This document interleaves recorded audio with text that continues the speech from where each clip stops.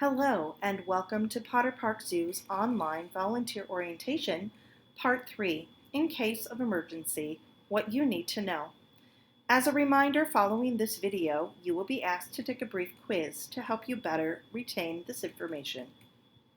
In this section, we will take a look at a few emergency protocols you need to know in case an emergency situation should occur. But first, there is an important phone number you will want to make sure you have quick access to. Our public safety number. I will refer to call public safety in almost all of the following situations. This number is 517-230-3790. I recommend putting it in your phone under Z for Zoo and public safety for ease of finding. Our public safety can assist with all emergencies at the zoo. If necessary, they will initiate local emergency responders and clear paths for quick access to an emergency situation. You may be given a zoo radio for emergencies. Either call a staff person in charge, you would be given their call number, or portable 30 for public safety. Push the big button to talk. These may be given during special events or possibly if doing tasks on grounds away from the front plaza area. You would be given instructions on how to use them. The first emergency we will address is an injury, or what we call a code blue.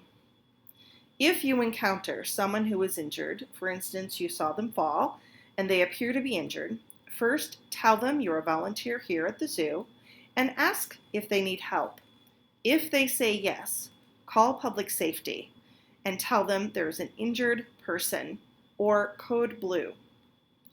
Give them the location and stay with the person until public safety takes over.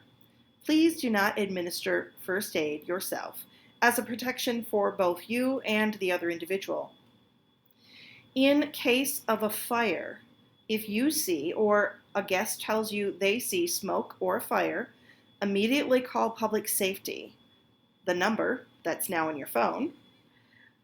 Give them the location and remove yourself and guest from the area. If necessary, public safety will initiate emergency responders. If 911 has already been called by someone, it is important to also call public safety so they can clear paths for quick access to help. Next, we will cover what to do in a weather emergency. We are in Michigan and the weather can change very quickly. Here are a couple of the most common emergency weather possibilities. Thunderstorm.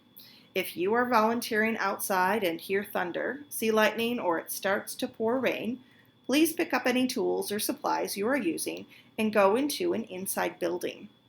Then check with your staff supervisor or the volunteer coordinator about continuing your task. However, you would need to wait at least a half an hour after the last sound of thunder. It's possible your volunteer activity will be canceled for the remainder of that day. If you hear the sound of a siren, or receive an emergency text notification of a tornado warning, please seek shelter in the closest designated tornado shelter here in the zoo.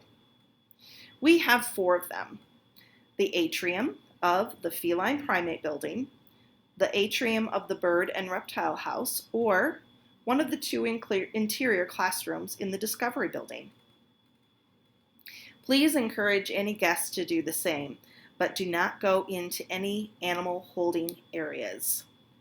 Once you hear an all clear from zoo personnel, check in with your supervising staff person about continuing your task.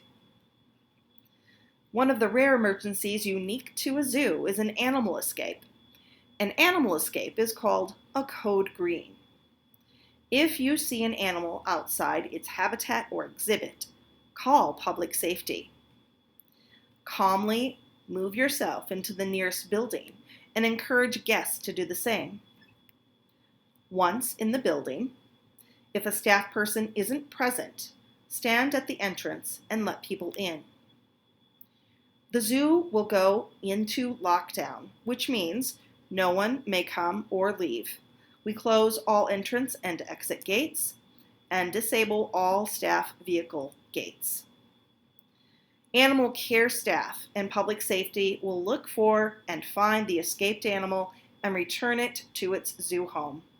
An all clear will be announced over all staff radios and the zoo will reopen. Please note, you cannot legally prevent a guest from leaving a building. However, you may explain the danger and strongly suggest they stay inside. We will now take a look at another important emergency situation, a code ATOM, which is our code for a lost child or person. But here first is an overview. If a code ATOM is in progress, an announcement will go over all staff radios.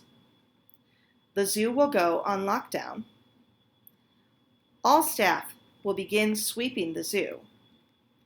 Once the child is found, a public safety staff person will take them to the Welcome Center.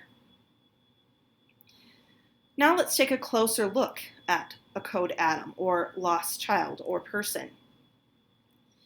Typically, only staff are notified of a code ATOM. However, if you are made aware of a code ATOM, you would be given a description of the child or person's age, gender, name, what they are wearing, color of hair, and color of shoes.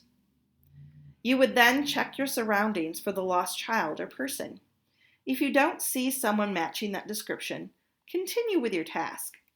If you are near the front of the zoo and get questions from guests, calmly explain that there is a lost child in the zoo and the zoo will reopen once the child is found. If you find the child, please stay where he or she was found, call public safety, and follow their directions.